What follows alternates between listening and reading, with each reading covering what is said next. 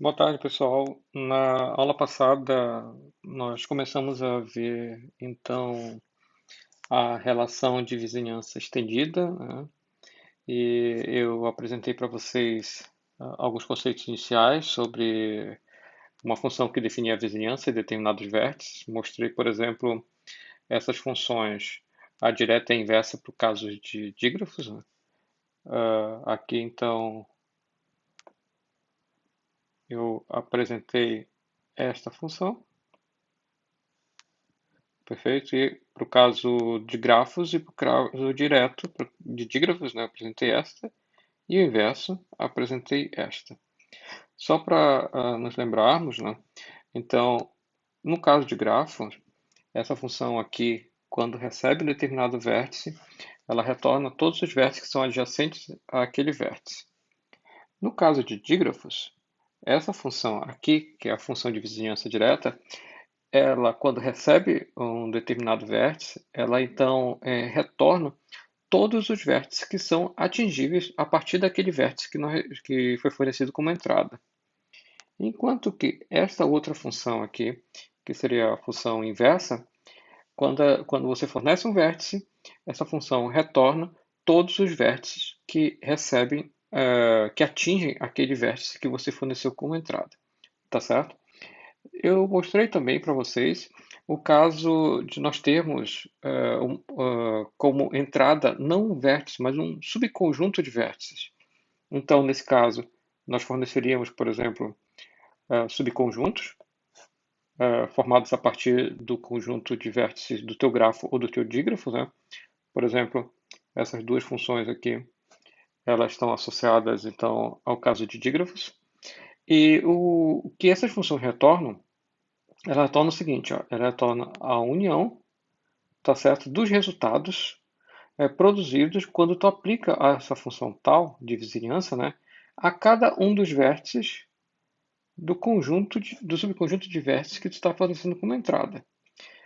Essa outra função ela tem ideias similares, tá? Só que ao invés de você aplicar a função tal, você aplica a função tal direta a cada um dos vértices do teu conjunto de entrada e une esses resultados. Aqui nós temos então a função tal inversa e você aplica essa função tal inversa novamente, né, a cada um dos vértices daquele subconjunto de vértices que tu forneceste como entrada. Observem que essa função aqui e essa, ela tem como domínio, né, o conjunto das partes, tá? Que vai ser formado a partir do conjunto de vértices V, e imagem também esse conjunto de partes. Tudo bem? Mostrei também a aplicação, tá, sucessiva dessas funções. Por exemplo, para esse caso aqui, eu estou aplicando duas vezes a função tal, ok? E vai ser representado dessa forma. E aí, esse resultado, então, no caso de grafos, vai corresponder, então, a todos aqueles vértices que são atingíveis a partir do vértice V, tá? Através de um caminho ou passeio de comprimento 2, ok? Eu poderia, por exemplo, então, aplicar sucessivas vezes, como nesse caso, e aí eu teria como resultado, então, ah, aquele conjunto de vértices que consegue ser atingido, todos os vértices conseguem ser atingidos a partir do vértice V através de um caminho ou passeio de comprimento n, né? O mesmo pode ser dito, por exemplo, quando eu aplico a função tal direta ou inversa. Tudo bem? É o mesmo significado.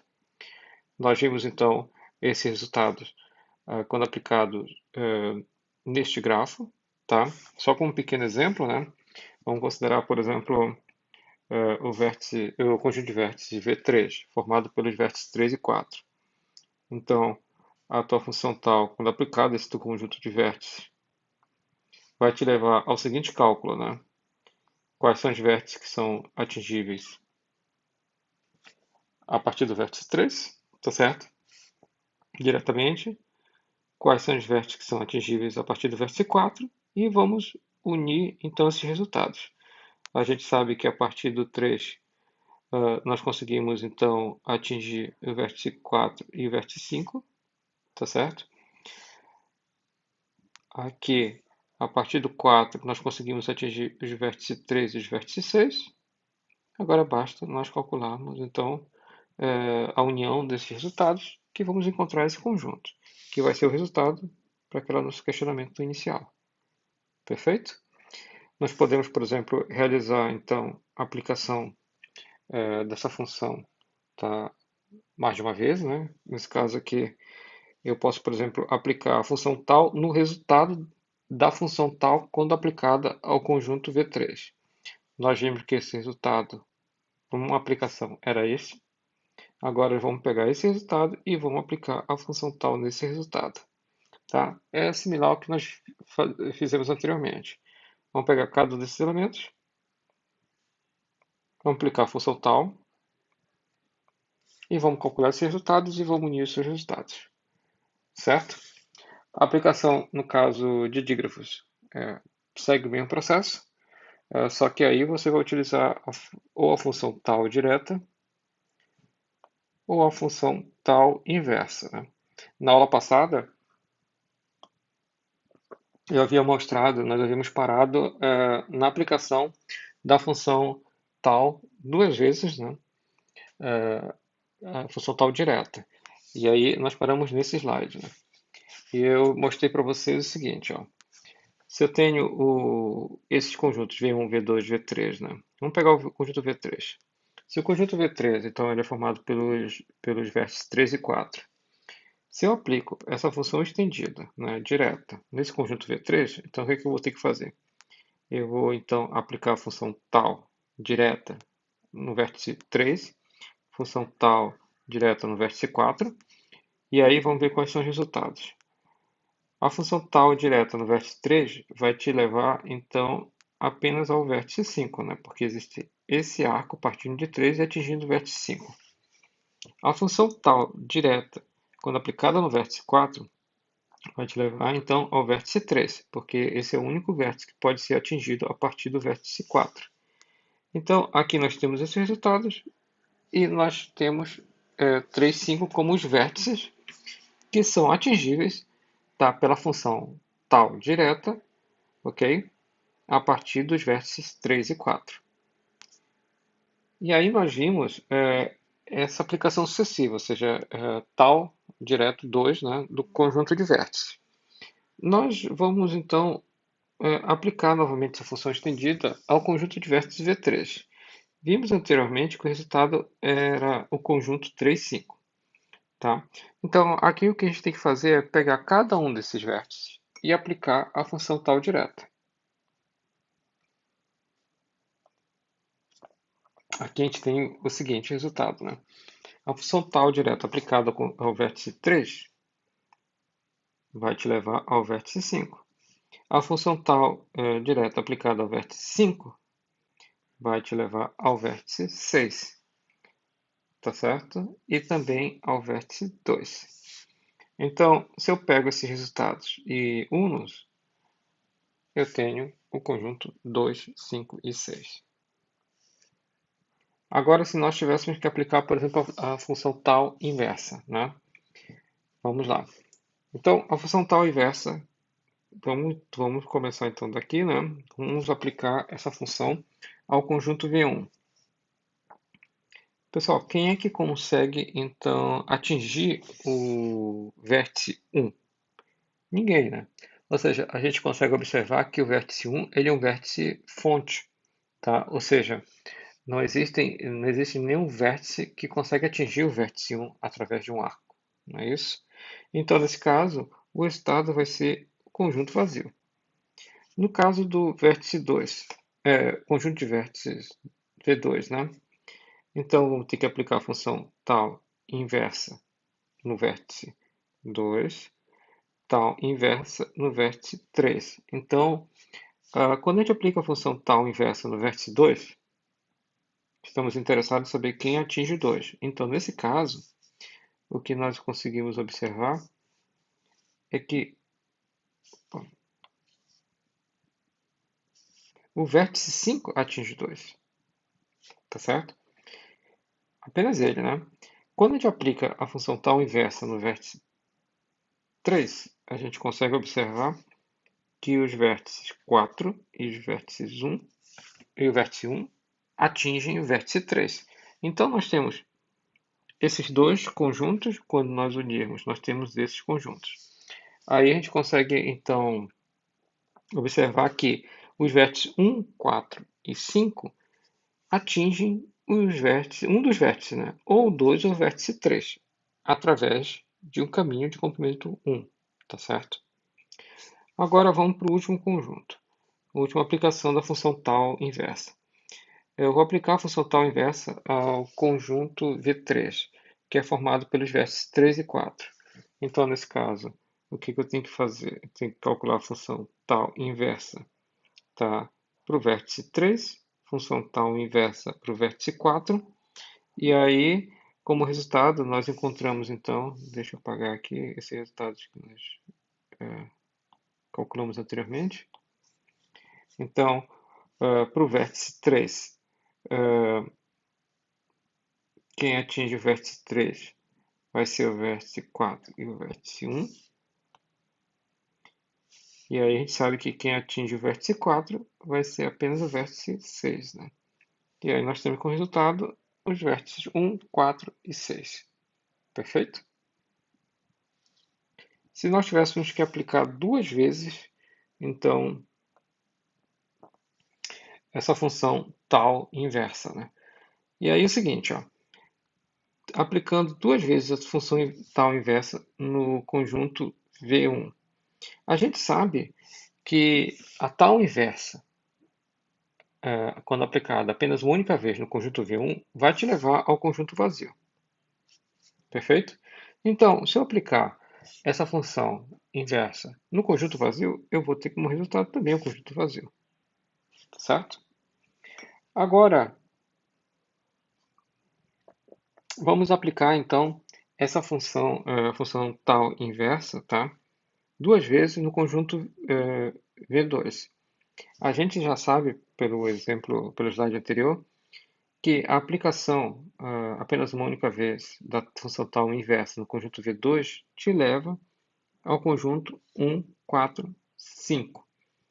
Se eu aplicar novamente essa função nesse conjunto, então vou ter que calcular a função tal inversa para o vértice 1, para o vértice 4, para o vértice 5. E aí, vamos ver os resultados, né? A tal inversa para o vértice 1, ninguém atinge o vértice 1, então vai ser vazio, o resultado vai ser o conjunto vazio. A tal inversa para o vértice 4, apenas o vértice 6 atinge, né? O vértice 4. A tal inversa para o vértice 5, quem atinge o vértice 5 vão ser os vértices 1 e 3. Então, o resultado vai ser 1, 3, 6. Quando aplico, então, essa função a tal inversa duas vezes no conjunto de vértices 3, o que é que nós encontramos? A primeira aplicação te leva ao conjunto 1, 4, 6, que já calculamos anteriormente, né? Agora, aplicando a função tal inversa nesse conjunto, nós vamos ter que aplicar, então, a função inversa no vértice 1, no vértice 4 e no vértice 3. Então, vamos ver o que nós obtemos como resultado. A gente já sabe que a função inversa, quando aplicada ao vértice 1, vai dar o conjunto vazio. Quando aplicado ao vértice 4, eu tenho apenas o vértice 6. Quando aplicado ao vértice 6, eu tenho como resultado os vértices 2 e vértice 5. Olha só o meu resultado. Perfeito?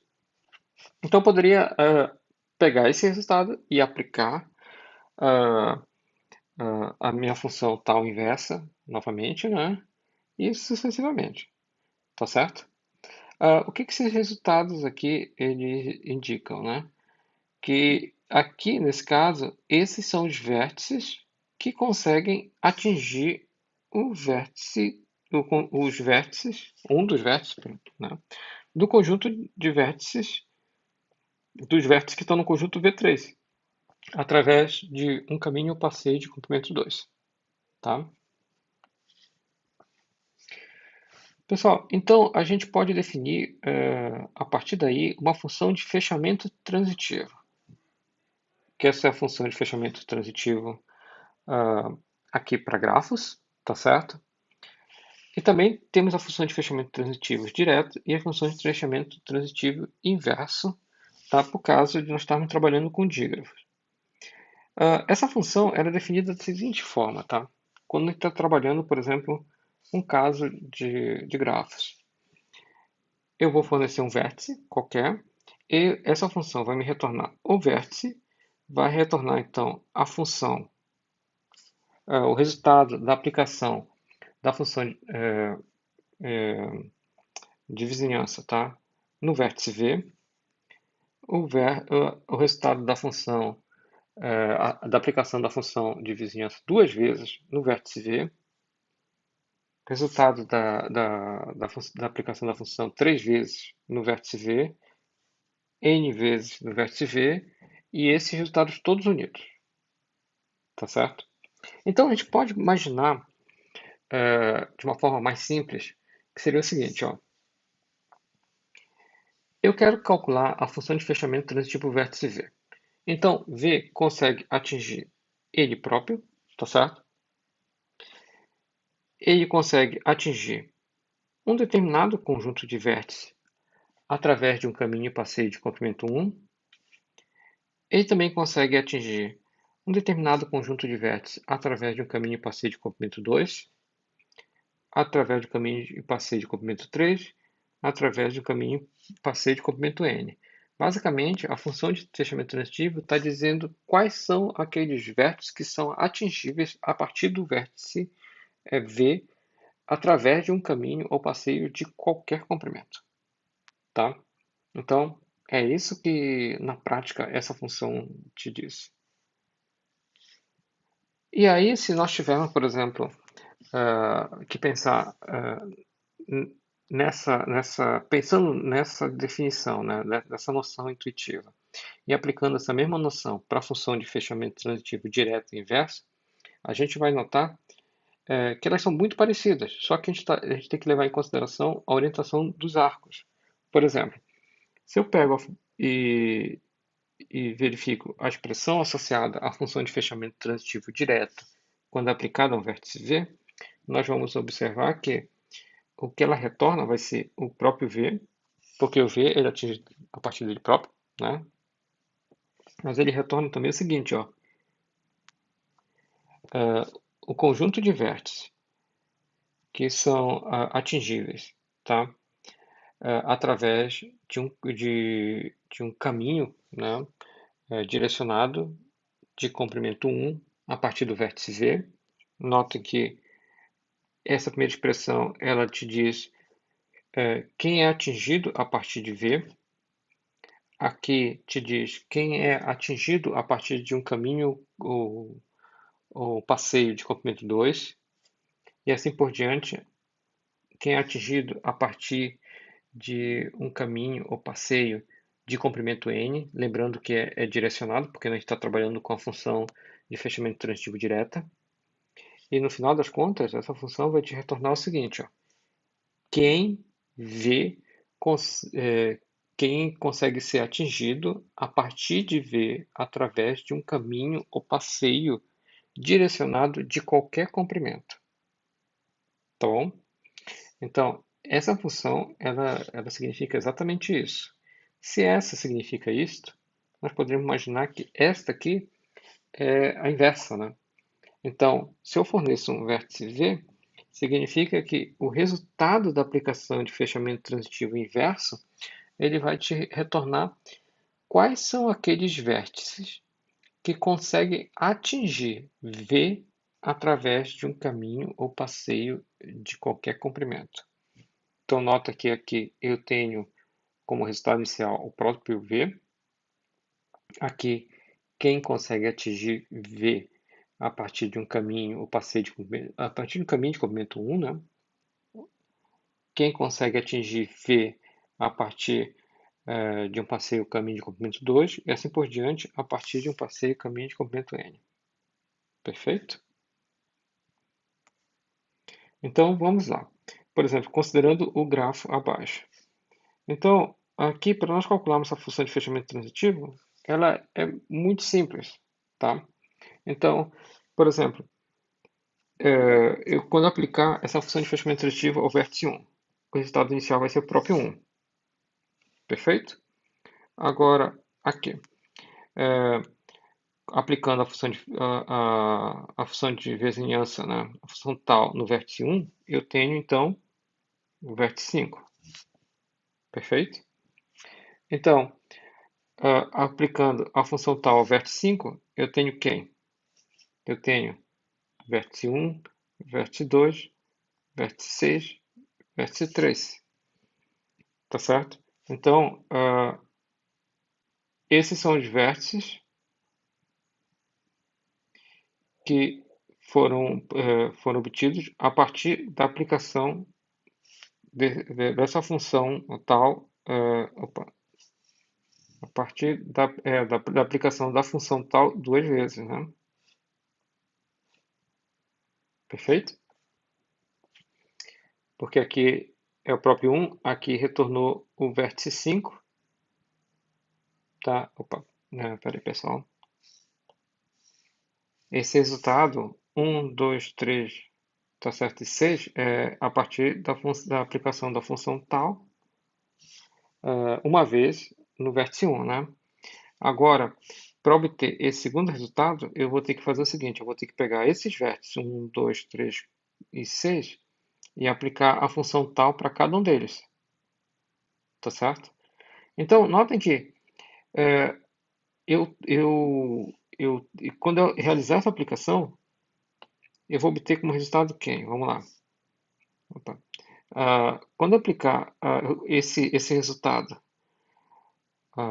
quer dizer, aplicar essa função no vértice 6, eu sei que, por exemplo, o vértice 4, 2 e 3 vão ser incorporados ao meu resultado. E o seguinte, ó, o resultado da função de fechamento ela é a união desses resultados parciais. E nesses resultados parciais eu já tenho o vértice 1, aqui eu tenho os vértices 1, 2, 3 e 6, aqui eu tenho os vértices 5 e 4. Então notem que todos os vértices eles já foram acessados, tá? Então, a função de fechamento transitivo, quando aplicada ao vértice 1, vai me retornar todo o conjunto de vértices. Mas o mais interessante é o seguinte, ó, que se eu aplicar a função de fechamento transitivo em qualquer um dos vértices, eu vou observar que todos os vértices vão ser atingíveis a partir de qualquer vértice do conjunto de vértices. Isso aqui é claro, né? Se a gente olhar, por exemplo, essa figura, a gente vai observar que a partir de qualquer vértice eu consigo atingir os demais. Porque o meu grafo ele é um grafo que é conexo. Perfeito? Vamos fazer esse mesmo processo, só que utilizando um dígrafo, né? Então, vamos lá. Se eu aplico a função tal direta no vértice, a função de fechamento transitivo, né, direta, no vértice 1. Então, o que eu vou fazer, vou apenas marcar os vértices, tá, que a gente vai estar visitando, perfeito? E aí, a partir dos vértices que a gente vai estar visitando, eu vou aplicar a função tal direta. Ou seja, eu vou gradativamente aumentando esse nosso conjunto de vértices, que são atingidos a partir do vértice 1. Então, por exemplo, aqui a gente sabe que inicialmente o vértice 1 ele é atingido. Então, vamos lá. O vértice 1 é atingido por ele próprio. E ele consegue atingir os vértices 3 e 5. Perfeito? Agora vamos olhar esses vértices que eu acabei de atingir. Vértice 1, 3 e 5. Se eu aplicar a função tal direto no vértice 1, vou retornar os mesmos resultados que eu tinha anteriormente. Então, vou aplicar para os vértices 3 e 5. Eu sei que, por exemplo, a partir do vértice 5, eu consigo atingir os vértices 2 e 6. A partir do vértice 3, eu consigo atingir o vértice 5. Então, notem que esses vértices aqui que estão marcados, eles são atingíveis a partir do vértice 1, certo? Então,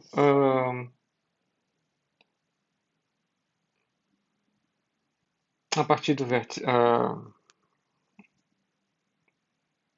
a partir do vértice... a partir do vértice 1, através de um caminho de comprimento 2, né? Aí, agora o que eu vou ter que fazer? Eu vou ter, então, que aplicar novamente a função tal direta nos vértices que estão marcados, tá certo?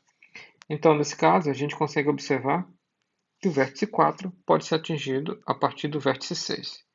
Isso me leva a observar que a função de fechamento transitivo, quando aplicada ao vértice 1, te leva ao conjunto total de vértices. Perfeito? Agora, vamos fazer esse mesmo processo, só que pegando um outro vértice do teu dígrafo. Por exemplo, eu vou pegar o vértice 2, tá? Então, vou pegar o vértice 2 e aí eu vou calcular a nossa função de fechamento transitivo direto, tá? No vértice 2. E a gente sabe que o primeiro resultado vai ser o próprio vértice 2. Quando eu aplico a função de fechamento transitivo direto no vértice 2, eu vou obter como resultado o vértice 6. Perfeito?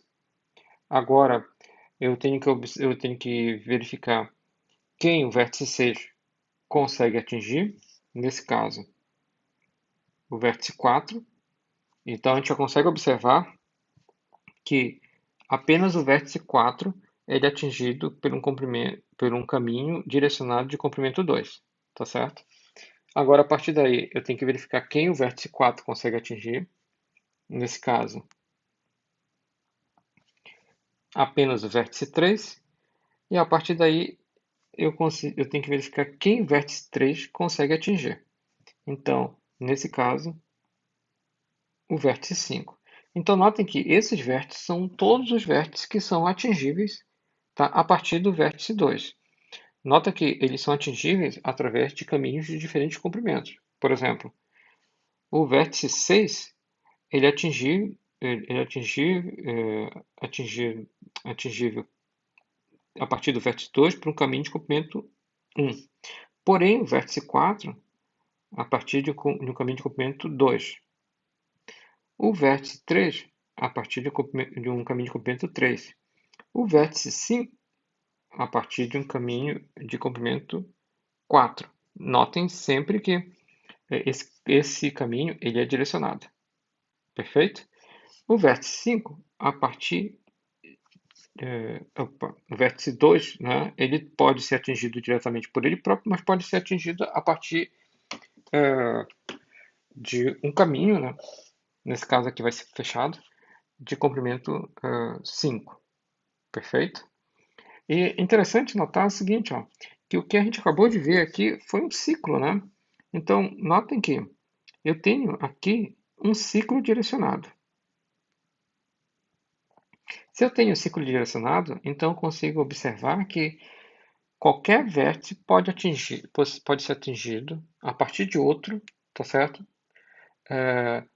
A partir de outro vértice que esteja nesse ciclo direcionado. Então, por exemplo, o vértice 2 pode ser atingido a partir do vértice 3, o vértice 3 pode ser atingido a partir do vértice 2 e por aí vai. A questão que se coloca é qual é o comprimento do caminho, né? Mas a gente consegue observar que esses vértices aqui, ó, todos eles podem ser atingidos a partir de um caminho de qualquer comprimento, tá? E a partir de um vértice que está nesse ciclo. Mas observem que nenhum desses vértices consegue atingir o vértice 1. Nenhum deles. Então, a função de fechamento transitivo, tá, do vértice 2, vértice 3, vértice 4, 5, 6, vai ser dada por esse conjunto, ou seja, o conjunto de vértices do teu dígrafo menos o vértice 1. Agora, vamos olhar, por exemplo, a função de fechamento transitivo inverso, né? Vamos ver o que nós vamos ter como resultado, né? Quando eu aplico a função de fechamento transitivo inverso no vértice 1, a gente sabe que inicialmente vai ser o próprio vértice. E aí nós temos que verificar quem é que atinge esse vértice. Apenas ele. Tá? Então o resultado vai ser apenas ele. Agora, para os demais vértices. Vamos ver. Para o vértice 2, a gente sabe que na nossa função de fechamento transitivo inverso, o primeiro resultado vai ser o próprio vértice 2. Aí nós vamos ter que verificar quem atinge o vértice 2. Nesse caso aqui, quem atinge é apenas o vértice 5. Depois, nós vamos ter que calcular os vértices que atingem o vértice 5, né? Que, por sinal, vão ser os vértices 1 e os vértices 3. Note que, nesse momento, eu estou identificando aqueles vértices que conseguem atingir, tá certo? O vértice 2 a partir de um caminho ou passeio direcionado de comprimento 2, né? Tá certo? Então, esse resultado, tá? Ou seja, os vértices 1 e 3, está aqui, ó. Ele foi obtido aqui. Esses círculos vermelhos que estão aqui, ele corresponde à união deste resultado e deste aqui.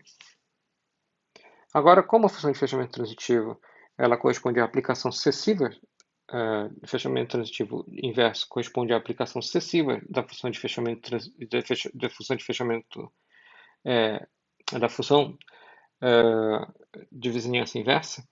Então, nós temos que verificar, a partir desses vértices que a gente acabou de calcular, né, quem atinge esses vértices. Então, por exemplo, o vértice 3 é atingido a partir do vértice 1 e é atingido a partir do vértice 4. Perfeito? O vértice 1 não é atingido a partir de ninguém, né? Aí depois, o vértice 4 é atingido a partir do vértice 6. Tá? Então, notem que todos os vértices eles foram marcados. Então, a função de fechamento transitivo, né, inverso, quando aplicada a qualquer um desses vértices, com exceção do vértice 1, ela vai te retornar todos os vértices do teu dígrafo. Então significa que a partir de qualquer vértice do teu dígrafo tu consegue então atingir ou o vértice 2, ou 3, ou 4, ou 5, ou 6, através de um caminho ou passeio, né, de qualquer comprimento. Perfeito? Porém, só o vértice 1 consegue atingir o vértice 1. Tá? Então, a gente pode, por exemplo, verificar, né, se o vértice é fonte ou não, né, baseado, então, ou sumidouro, né, baseado nesses resultados. Porque, por exemplo, se eu tenho, então, um vértice fonte, significa que esse vértice fonte ele é atingido apenas por ele próprio. Que ninguém consegue atingir, tá? A não ser ele próprio. E eu sei que, por exemplo, um vértice é um vértice sumidouro, tá? Se ele atingir apenas ele próprio. Perfeito? Ou seja, se a função de fechamento transitivo direto é apenas ele próprio. Então, a gente vai observar que um grafo ele vai ser conexo se existe um caminho entre qualquer par de vértices. Tá? E se não existir um caminho entre qualquer par de vértices, então ele é chamado de grafo desconexo. Então, nas figuras que eu estou mostrando aqui para vocês, o G1 e o G2, nós já conseguimos então identificar que existe um grafo conexo e um grafo desconexo. Tá? E como nós poderíamos utilizar os conceitos mostrados anteriormente, tá? Para definir o tipo de grafo. Um grafo ele vai ser conexo se a função de fechamento transitivo, tá? Quando aplicada a qualquer vértice do grafo, te levar ao conjunto de vértices do grafo.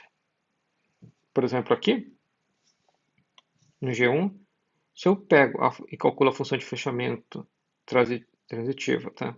Para qualquer vértice, você vai observar que qualquer vértice eu vou ser levado a qualquer um dos vértices do teu grafo. Agora, notem que se eu aplicar essa função de fechamento transitivo nos vértices de G2, isso já não vai ser verdade. Observe que nos vértices de G2, se eu só aplico essa função, tá, de fechamento transitivo. Fechamento transitivo. No vértice V1, o resultado que eu tenho é 1, 2, 3, 4. Ou seja, o 5 e 6 não fazem parte desse resultado. Então, a partir do vértice 1, ou do vértice 2, ou do vértice 3, ou do vértice 4, tá? Eu consigo atingir apenas esses vértices que estão marcados. Ou seja, não consigo atingir os vértices 5 e 6. Então, devido a isso, o grafo G2 ele é um grafo que é chamado de grafo desconexo. Tá? Então, nós podemos dizer que, por exemplo, qualquer grafo, tá? Ele possui um subgrafo, tá? Formado por um subconjunto de vértices, onde esse subconjunto, tá? Quer dizer, ele possui então um subgrafo, né? Formado por um subconjunto de vértices que é conexo. Pessoal, então notem que aqui eu tenho um grafo genérico e eu estou pegando um subconjunto de vértices, tá certo? Esse subconjunto ele poderia ser um conjunto formado por apenas um único elemento, tá bom?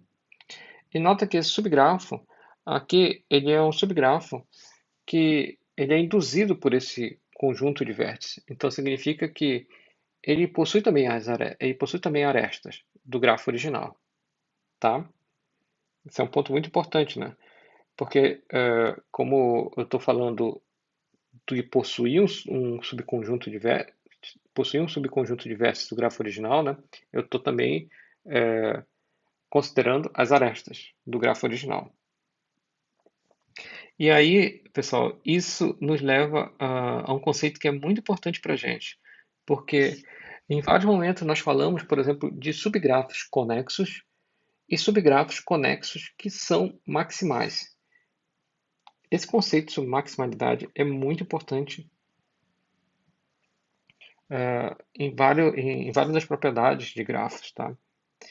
Porque um subgrafo ele vai ser conexo maximal se ele não estiver contido propriamente em um outro subgrafo, tá? Conexo maximal. Então, por exemplo, nesse caso, o subgrafo induzido, tá, pelo conjunto de vértices V', ele vai ser um subgrafo conexo maximal se ele não estiver contido propriamente em outro subgrafo induzido por outro conjunto de vértices, tá, V'. Tá? Ou seja, esse outro conjunto de vértices ele não pode ser um conjunto de vértices que contém o conjunto de vértices que a gente tá analisando. Tá certo? Então, nesse caso, se estiver contido, então ele não é maximal. Um exemplo bem interessante que seria o seguinte, ó. Vamos imaginar, por exemplo, este grafo G1, tá? Eu vou pegar, por exemplo, o conjunto de vértices 2 e 1, tá? São esses dois conjuntos de vértices. O subgrafo induzido por esse conjunto de vértices vai conter os vértices 1 e 2 juntamente com a aresta 1, 2. Notem que esse subgrafo é um subgrafo conexo. Porém, ele não é um subgrafo conexo maximal. Porque eu poderia, por exemplo, pegar um outro conjunto de vértices que contém os vértices 1 e 2, por exemplo. O conjunto de vértices formado pelos vértices 1, 2 e 3. Tá? Se eu pego esse conjunto de vértices e verifico, por exemplo, qual é o subgrafo induzido por ele, nós vamos observar que esse subgrafo induzido por ele vai ser este aqui, que contém propriamente aquele subgrafo induzido pelos vértices 1, 2. Como o subgrafo induzido pelos vértices 1 e 2 está contido propriamente no subgrafo induzido pelos vértices 1, 2, 3, então significa que este subgrafo aqui não é um subgrafo conexo maximal, perfeito? Porque está dentro daquele subgrafo, no outro subgrafo conexo, está dentro propriamente. Porém, é importante que a gente também considere o seguinte, ó, que o subgrafo induzido por esses vértices, tá? Ele não é maximal, porque ele está contido no subgrafo induzido por estes vértices. E esse também não é maximal, porque está contido no subgrafo induzido por esses vértices. E, por sinal, esse também não é maximal, porque ele está contido no subgrafo induzido por esses vértices. Tá? No caso, esse aqui, em particular, ele é maximal. Certo? Se a gente olha para o grafo ao lado, nós podemos fazer o mesmo processo, tá? Olha só. Podemos pegar, por exemplo, esse vértice, esse vértice, esse vértice e verificar qual é o subgrafo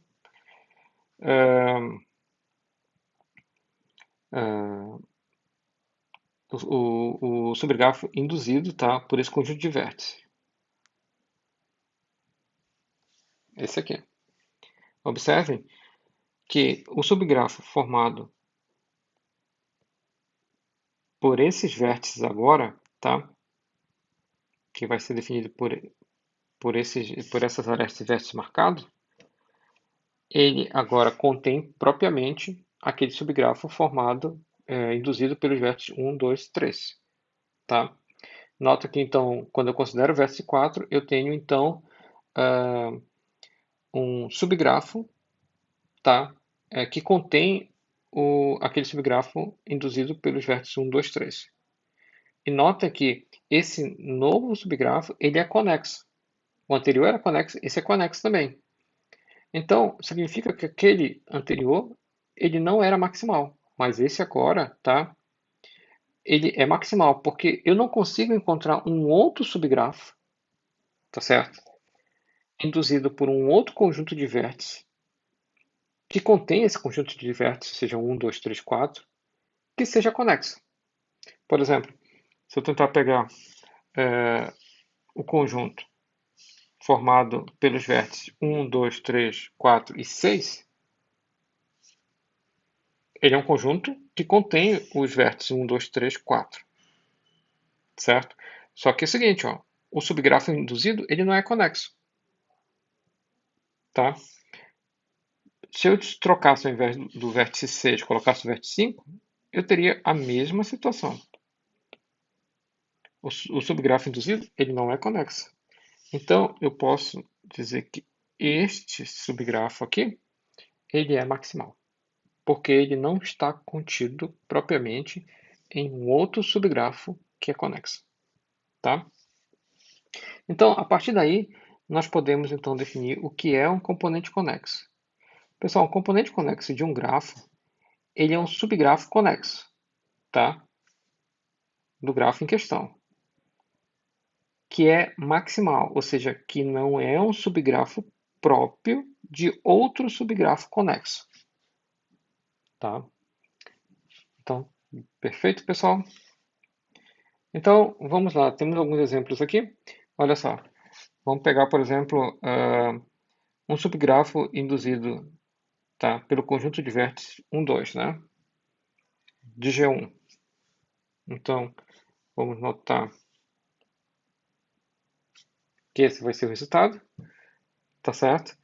E porém não é maximal, porque se eu pegar o subgrafo induzido por esses vértices, a gente percebe que esse subgrafo aqui induzido, né, ele está contido propriamente neste subgrafo. Porém, esse novo subgrafo também não é maximal. como nós já vimos anteriormente, né, o subgrafo maximal vai ser o próprio grafo, tá certo? E aqui no G2 eu vou observar o seguinte, ó, que eu consigo encontrar dois subgrafos conexos maximais. Um formado por apenas essa aresta, tá certo? Nota que eu estou levando em consideração sempre subgrafos conexos. E um formado, então, por esse subgrafo. Então, a gente observa que aqui eu tenho um componente forte, porque eu tenho apenas um subgrafo conexo maximal, enquanto que aqui em G2 eu tenho, então, dois componentes fortes, dois subgrafos conexos maximais. E esses componentes fortes, os dois componentes fortes associados ao grafo G2, eles são formados pelos seguintes vértices, né? Conjunto de vértices 1, 2, 3, 4 e conjunto de vértices 5, 6. Então, a partir daí, a gente pode perceber que a gente pode, então, particionar, né, um grafo, tá, em um conjunto de vértices. Tá? Na verdade, o seu conjunto de vértices em vários subconjuntos de vértices. V1, V2 e assim por diante, de forma que, se eu pegar esse conjunto de vértices, tá certo? Unir esse conjunto de vértices, eu tenho o conjunto de vértices, então, original, e esses conjuntos, eles são disjuntos 2 a 2, tá? E aí eu considero, por exemplo, que esses conjuntos, eles vão gerar subgrafos, onde esses subgrafos induzidos, eles são subgrafos conexos maximais. Então, nesse caso aqui, ó, cada um desses subconjuntos, tá, vai induzir um subgrafo. E cada um desses subgrafos vai corresponder, então, a subgrafos conexos maximais. Ou seja, cada um deles vai corresponder a um componente conexo, tá certo? Do grafo G. Se de repente o meu grafo ele é um grafo conexo, tá certo? Então, eu vou conseguir, eu vou ter apenas um único conjunto de vértices. Eu não vou conseguir particionar esse conjunto de vértices em vários subconjuntos. Porém, se o meu grafo ele é um grafo que é desconexo, então eu consigo realizar esse particionamento. Como nesse caso aqui, eu consegui realizar o particionamento, ó, nesse conjunto e nesse conjunto. E aí, o que eu tenho? Eu tenho subgrafos induzidos por esses dois conjuntos que vão corresponder a componentes conexos. Tá certo? E aí é o seguinte, ó, cada componente, cada subgrafo induzido é um componente conexo, tá certo? E aí a gente tem o seguinte, ó, uma notação ômega g, onde esse ômega g ele vai corresponder ao número de componentes conexos, tá certo? Do teu grafo G. Então, nesse caso aqui, ó, para o G1, eu tenho apenas um componente conexo. Então, significa que ômega de G1 vai ser 1. Para o G2, eu tenho dois componentes conexos. Então, significa que ômega de G2 vai ser 2. Tá certo? Então, ômega de G vai ser N, onde N vai corresponder ao número de componentes conexos de G. Tá? Então, se o teu grafo ele é um grafo conexo, ômega de G vai ser 1. Tá? Caso contrário, ômega de G vai ser maior que 1. Tá certo? Se o teu grafo ele é um grafo vazio, então ômega de G vai ser 0. Certo? Então, pessoal, esse é um conceito bem interessante, né, que envolve aquela nossa função de fechamento transitivo, né? E a partir daí, a gente consegue definir alguns outros conceitos muito legais. Por exemplo, o conceito, então, que nós chamamos de vértice de corte. Pessoal, um vértice de corte, ele é um vértice, tá, de um grafo G. E a principal característica dele é que ele pode ser utilizado para fazer uma partição do conjunto de arestas desse grafo em outros dois, em, em dois conjuntos, tá? Onde os grafos induzidos por esses conjuntos de arestas, né, tenham apenas esse vértice V em comum, tá? Então, basicamente o que você vai fazer é, eu vou selecionar um vértice V, tá? Se, óbvio, o gráfico ele for um vértice de corte, e esse V vai fazer uma separação dos conjuntos de arestas. E a única coisa comum que vai ter entre esse conjunto de arestas vai ser esse V, tá certo? Porque esse, esse conceito é interessante. Por exemplo, quando eu faço esse particionamento, significa que eu vou ter um particionamento de arestas que vão me gerar subgrafos, induzido por esse conjunto de arestas. Então, nesse caso, eu vou ter, por exemplo, nesse exemplo, né, eu vou ter, então, dois conjuntos de arestas, tá? Esses conjuntos de arestas, esses subgrafos induzidos, eles vão compartilhar apenas aquele meu vértice de corte. Então, qualquer caminho que me leve de um vértice de um desses subgrafos para o vértice de outro subgrafo vai ter que passar por aquele vértice de corte, tá? Porque notem que esses dois subgrafos, né, eles têm apenas em comum esse vértice de corte. Então, a identificação de vértice de corte é muito importante porque te diz pontos críticos no teu grafo. Isso significa que se de repente tu removeres esse vértice, o que vai acabar acontecendo é que tu vai estar eliminando os caminhos, tá, entre os vértices de um subgrafo para os vértices do outro subgrafo. Um exemplo bem interessante é esse aqui, ó, no grafo ilustrado na figura A. Então, o vértice 4, tá, ele vai ser um vértice corte. Porque se eu pegar, por exemplo, as arestas, esses grupos de arestas que vão ser particionados, né, que eu vou conseguir dividir a partir desse vértice de corte, eu vou observar o seguinte, ó, que essas arestas aqui, ó, escuras, vão participar, por exemplo, do conjunto E2, enquanto que essas arestas mais finas vão participar do conjunto E1. E notem que essas arestas, elas induzem a subgrafos. Então, os subgrafos, por sinal, já estão marcados aqui, né? E o único ponto em comum que eu tenho vai corresponder, então, a esse vértice 4. E aí é o seguinte, ó, o que que acontece se de repente eu elimino o vértice 4? Eu vou fazer o seguinte, eu elimino esse vértice, elimino essa aresta, essa aresta, essa aresta. E aí, como é que eu vou, como é que eu vou atingir o vértice 5 a partir do vértice 1? Não existe. Não existe qualquer possibilidade. Tá certo? Então, notem que eu tenho a mesma situação se de repente, ao invés de selecionar o vértice 4, eu selecionasse o vértice 5.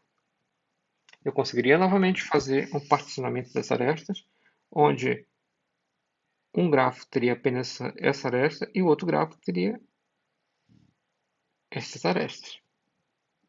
E aí, esse vértice 5 aqui, ele vai corresponder, então, ao meu vértice de corte. Tá? E aí, aqui no grafo da figura B, eu tenho também vários vértices de corte. Perfeito?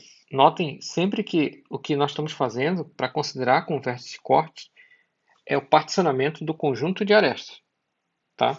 Então, por exemplo, aqui, ó, o vértice 2 ele é um vértice de corte, porque eu consigo, por exemplo, particionar o conjunto de arestas,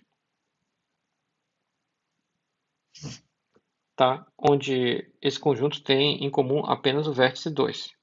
Perfeito? Eu poderia, por exemplo, fazer um outro particionamento.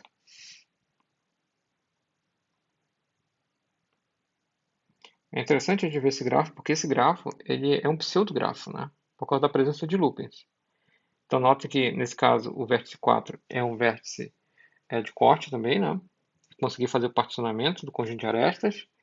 E aí, nesse particionamento, se eu fazendo esse particionamento e identificando que o vértice 4 é um vértice de corte, eu sei que se eu remover o vértice 4, eu elimino também as arestas que são incidentes a ele, e eu faço com que esse grafo se torne um grafo desconexo. Ou seja, se eu elimino o vértice 4, eu já não consigo mais atingir o vértice 2 a partir do vértice 6, por exemplo, ou o vértice 1 a partir do vértice 5. Aqui tem outra característica que é bem interessante também. Por exemplo, o vértice 6, ele é um vértice de corte, porque eu consigo novamente fazer um particionamento, né, do meu conjunto de arestas, baseado nesse conceito. De forma que o vértice 6, ele é o único vértice em comum desse particionamento. Tá? Então, ele é considerado um vértice de corte. Perfeito? Só que a gente está extrapolando o conceito de vértice de corte, né? Tá? Então, uh, quando o grafo ele é um grafo simples, né? O que acaba acontecendo é que a remoção do vértice corte apenas aumenta o número de componentes conexos.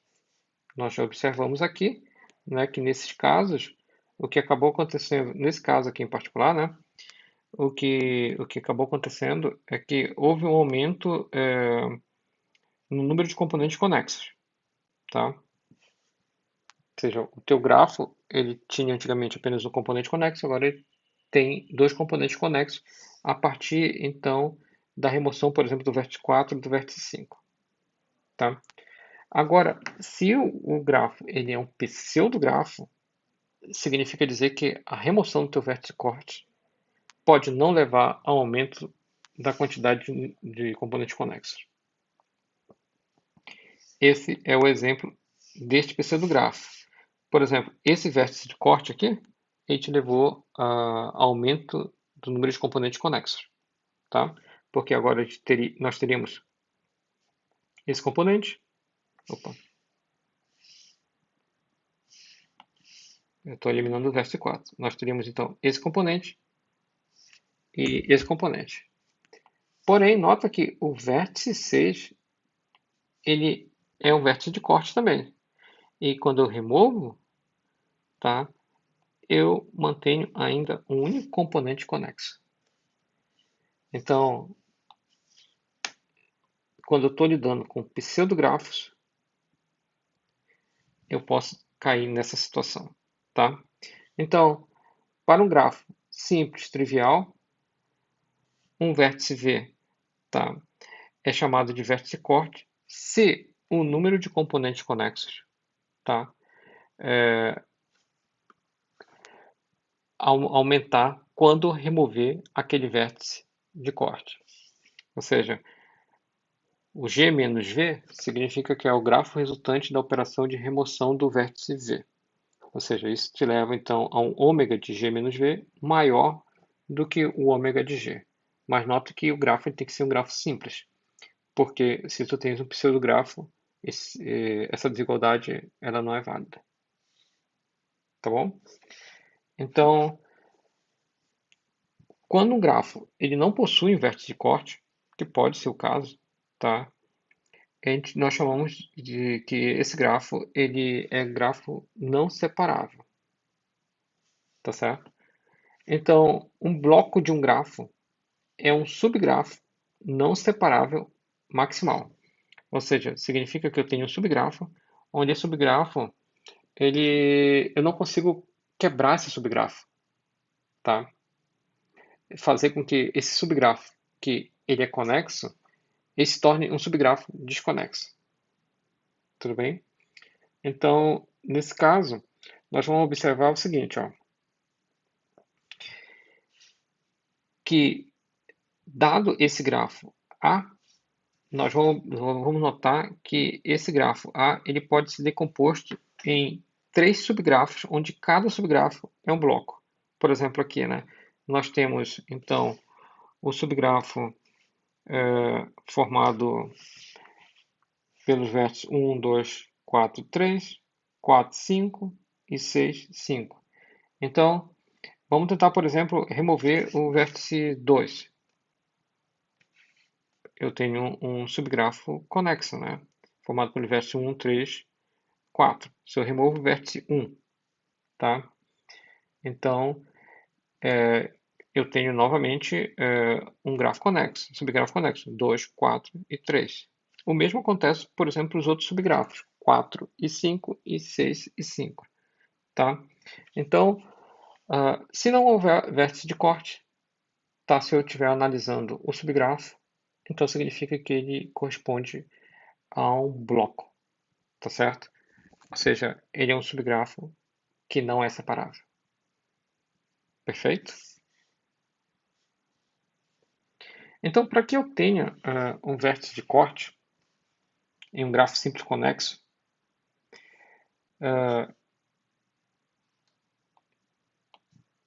eu tenho algumas afirmações que são equivalentes, né? Por exemplo, para um vértice V de um grafo simples conexo, eu observo o seguinte, que se esse vértice ele for, tá certo, um vértice de corte, tá? Então, significa que existem vértices W, tá certo? Que não são iguais a V, onde todo caminho entre W passa por V.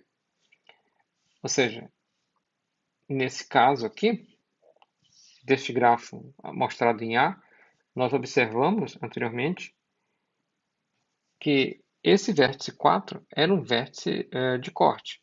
E notem que os caminhos que permitem atingir o vértice 5 a partir do vértice 1, tá, passam obrigatoriamente por 4. O caminho, então, que permite atingir o vértice 3 a partir do vértice 6, passa obrigatoriamente por 4. Não existe caminho alternativo. Tá? Diferente, por exemplo, dos caminhos do vértice 1 para o vértice 3. Não passa por 4. Tá certo? Por exemplo, aqui, ó, nesse bloco formado por esse subgrafo aqui. Ó. Olha só, se eu tentasse considerar o vértice 2 como vértice de corte, tentasse, né? Nota que se eu pegar os possíveis pares de vértices, eu vou observar que esses pares de vértices, tá? Que nem um par de vértices vai ter um caminho, tá? Entre esse par que passa apenas pelo vértice 2. Tá bom? Então significa que o vértice que eu estou analisando, que eu estava supondo que era um vértice de corte, não é um vértice de corte, tá? Porque existem esses diferentes caminhos, tá?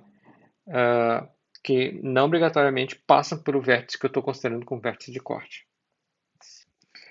Então, se vértice V é um vértice de corte, então existem esses vértices, existem pelo menos um par de vértices distintos, de forma que o caminho que te permite ir de um vértice ao outro passa obrigatoriamente por esse vértice V que eu estou considerando como vértice de corte. Além disso, eu vou ter um particionamento do conjunto de vértices, tá? Em dois subconjuntos,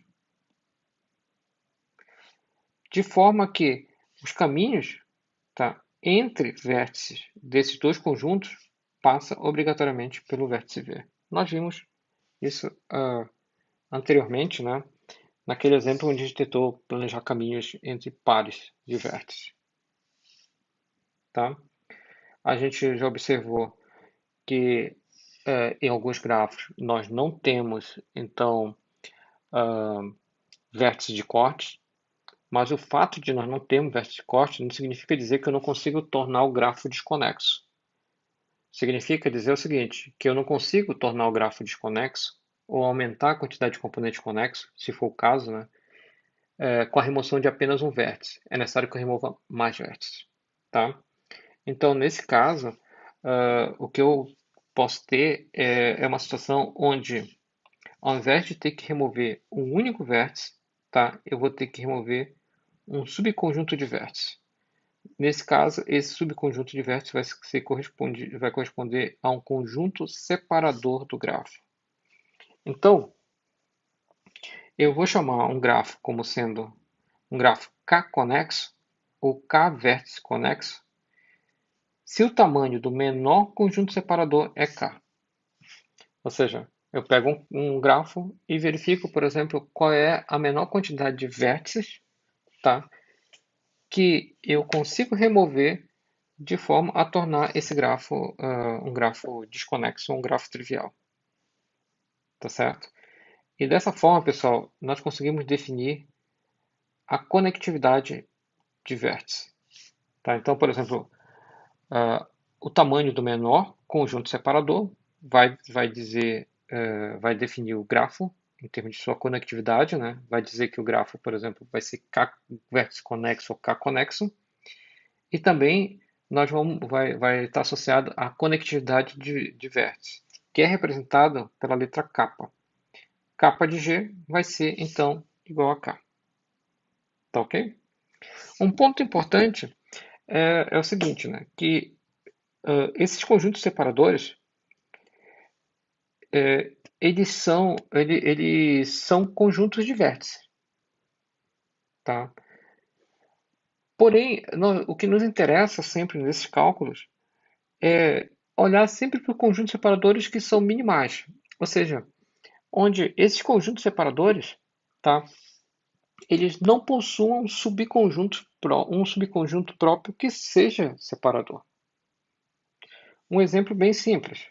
Vamos observar esse gráfico que a gente já sabe que é um gráfico com vértice de corte. Mas eu poderia imaginar que nesse caso eu tenho, por exemplo, um conjunto separador formado pelo vértice 4, e 2 e 5. É um conjunto separador, perfeito? Porque eu sei que se eu eliminar os vértices 2, 4 e 5, eu vou tornar esse grafo como um grafo desconexo. Porém, esse grupo separador, ele é minimal? Como é que eu sei se ele é minimal? Será que eu consigo formar um subconjunto, tá, desse conjunto que eu tô analisando, que é também separador? Por exemplo, do conjunto 2, 4 e 5. Se eu remover os vértices 2 e 4, tá, ele ainda é separador? Sim. Então significa que aquele conjunto de vértices formado pelos vértices 2, 4 e 5 não é minimal. Porém, esse conjunto, ele é minimal? Não é minimal, porque apenas o vértice 4 ele é suficiente para tornar esse grafo desconexo. Perfeito? Então, o fato de ele ser minimal, o conjunto separadores serem minimais, é super importante. E quando ele é minimal, tá, ele é chamado de conjunto de cortes de vértices. Tá certo? Então, nós temos por definição que o kappa de G ele vai ser igual a zero se G é trivial ou desconexo. Tá? Porque se ele é desconexo, eu não preciso eliminar nenhum vértice para torná-lo desconexo. Porém, se o grafo ele é um grafo completo, por exemplo, com n vértices, a conectividade de vértices vai ser igual a n-1, porque quando eu remover n-1 vértice, o que eu vou ter no final vai ser um grafo com um único vértice. E esse grafo é um grafo trivial. Perfeito? Então, agora olhando para esse grafo, a gente vai observar que existem, por exemplo, vários conjuntos separadores, né? E aí nós temos aqui, por exemplo, o conjunto 2, 3, 4, que por sinal a gente já analisou, né? Tá? Nós temos conjunto 3, 4, conjunto 5, e nós vamos observar que apenas o conjunto V3, né, que é formado pelo vértice 5, é um conjunto de corte de vértices, tá certo? Porque ele é minimal, né? Porque o conjunto V2, formado pelos vértices 3 e 4, tá? Ele não é minimal, já que o vértice 4 ele é suficiente para tornar esse vértice, esse grafo desconexo, ok? A mesma coisa vai ser, por exemplo, quando nós tivermos o conjunto de vértices 2, 3 e 4. Tá? O vértice 4 é suficiente. Agora, se tu tivesse, por exemplo, o seguinte, ó, o seguinte conjunto de vértices, formado pelos vértices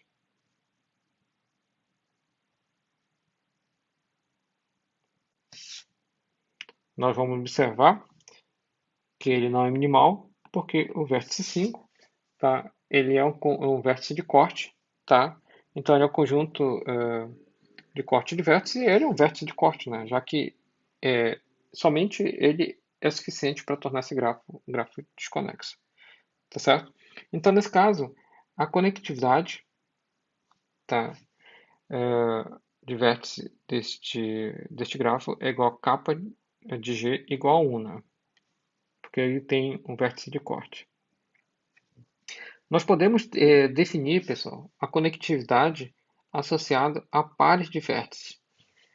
E esse pares de vértices seria a menor quantidade, tá, de vértices cuja remoção faz com que não exista caminhos entre U e V.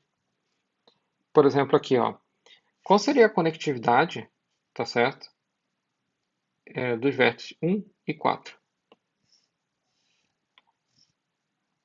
Se eu pegasse, por exemplo, os vértices 1 e 4 e calculasse a conectividade capa de 1,4. Qual é a menor quantidade de vértices, tá, que eu devo remover para que não exista caminho entre os vértices 1 e 4? Por exemplo, se eu removesse o vértice 2, eu ainda teria um caminho de 1 para 4, passando por 3. Se eu removesse o vértice 3, eu teria um caminho de 1 para 4, passando por 2. Então, eu tenho que remover os vértices 2 e 3. Então, a conectividade tá, entre esses dois vértices vai ser igual a 2. Certo, pessoal? Então, ficamos por hoje por aqui e continuamos na próxima aula.